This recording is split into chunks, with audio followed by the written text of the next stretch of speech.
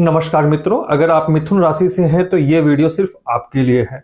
2026 में आप अपने कौन सी ऐसी इच्छाएं हैं जिसे आप 2025 में पूरा नहीं कर पाए, सिर्फ अपनी फाइनेंशियल मजबूरियों के कारण। यानी अगर आपको 2025 में आप अपने आर्थिक उद्देश्यों को पूरा नहीं कर पाए तो आप अपने कुंडली के ऐसे कौन से ग्रह को मजबूत करें या उसका ध्यान रखें जिसकी वजह से आपकी आर्थिक समस्याएं कम से कम 2026 में दूर हो जाए।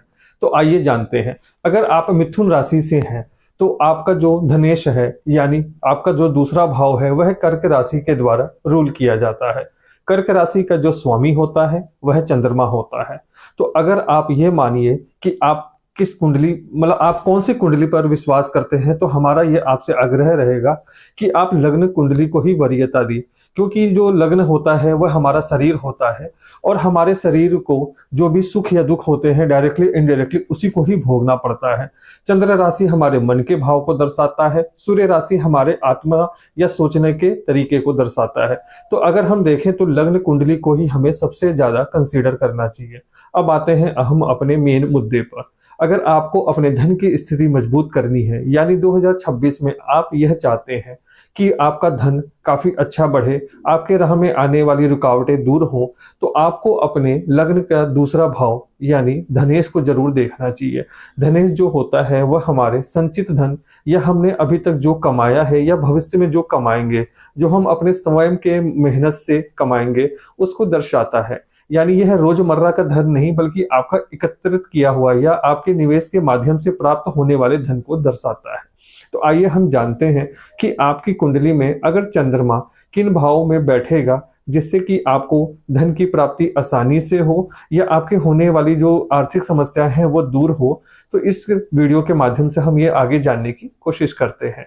अगर चंद्रमा आपके दूसरे भाव में यानी अपने ही घर में बैठ जाए तो फिर क्या कहने, आपको इससे धन में जो काफी वृद्धि प्राप्त होगी, आपकी आर्थिक समस्याएं ठीक होंगी। लेकिन एक तरफ ये भी जानिए कि अगर आपका धन भाव अच्छा होगा तो कहीं ना कहीं आपके माता का सेहत पे भी इसका नकारात्मक प्रभाव पड़ेगा, क्योंकि चंद्रमा का जो दूसरा रूप है वो आपकी माता भी है।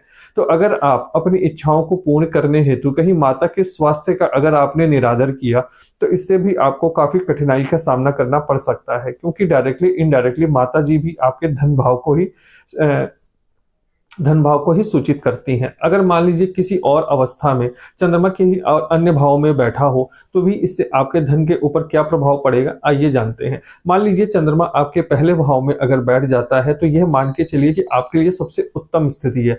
ना केवल आप एक अच्छी विद्या प्राप्त कर सकते हैं बल्कि आप चंद्रमा के उचित प्रयोग करके आप अपनी आर्थिक स्थिति को भी काफी अच्छा बेहतर बना सकते हैं। आप एक बहुत इमोशनल व्यक्ति हो सकते हैं, आप अपने निर्णयों को काफी सोच समझकर नहीं ले पाते हैं और भावनाओं में बह जाते हैं। अगर आप अपने इस विचार को सही कर लेते हैं और प्रैक्टिकल होकर और लॉजिकल होकर ही चीजों को समझते हैं या कार्य करने का सोचते हैं तो आप अपनी स्थिति को और बेहतर बना पाएंगे। अब मान लीजिए चंद्रमा अगर आपके केंद्र में या त्रिकोण में बैठा हो तो ऐसी स्थिति में आपको धन कमाने के लिए कोई ज्यादा मेहनत करने की जरूरत नहीं पड़ेगी। कुल मिलाकर ये आपके ग्रह दशाओं या आपके द्वारा किए गए शुभ या अशुभ कार्यों के ऊपर ही आपकी आर्थिक स्थिति डिपेंड करेगी, क्योंकि चंद्रमा यहाँ पे मजबूत कहलाएगा। और यह भी डिपेंड करता है कि वह किन के साथ बैठा है और उस पर किसकी दृष्टि पड़ती है।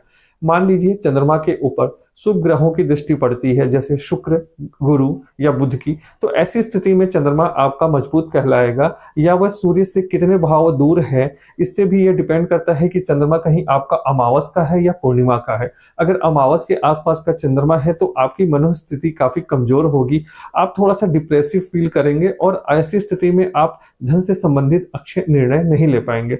वही चंद्रमा अगर सूर्य से थोड़ा आगे हुआ तो ऐसी स्थिति में यह कहा जाएगा कि चंद्रमा आपका मजबूत है और आप अपने भावनाओं पर पूरा कंट्रोल कर पाएंगे।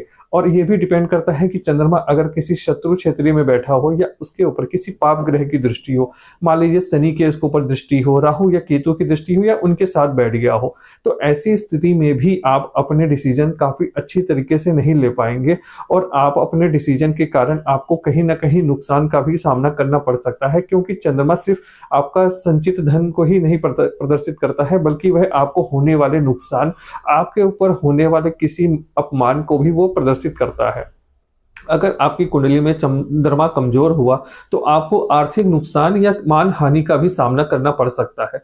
तो चाहे ना चाहे आपको अपनी कुंडली में चंद्रमा को जितना हो सके उतना ज्यादा मजबूत करने की आवश्यकता है। अब आइए हम जानने की कोशिश करते हैं कि चंद्रमा आखिर मजबूत होगा कैसे। चंद्रमा को मजबूत करने का सबसे आसान तरीका है, आप पूर्णिमा के दिन 2 दिन पीछे और 2 दिन आगे आप रात को चंद्रमा के छांव में, यानी जो उसकी रोशनी होती है उसके नीचे कम से कम 1 से 2 घंटे बैठें या मेडिटेशन करें।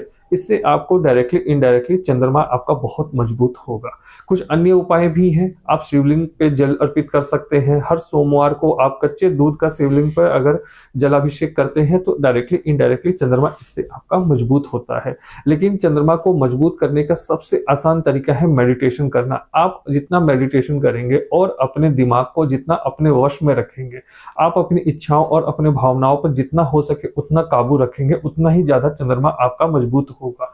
यह डिपेंड करता है कि कुंडली में चंद्रमा की आपकी स्थिति क्या है। इससे आपको अपनी आर्थिक समस्याओं या आर्थिक निर्णयों को लेने में आसानी होगी। अगर मान लीजिए आप शेयर बाजार या ट्रेडिंग का काम करते हैं और दूसरे भाव का स्वामी चंद्रमा है, तो वह आपको कहीं ना कहीं इमोशनल करेगा। आप अपने डिसीजन को ठीक से नहीं ले पाएंगे और आपको काफी नुकसान का भी सामना करना पड़ सकता है।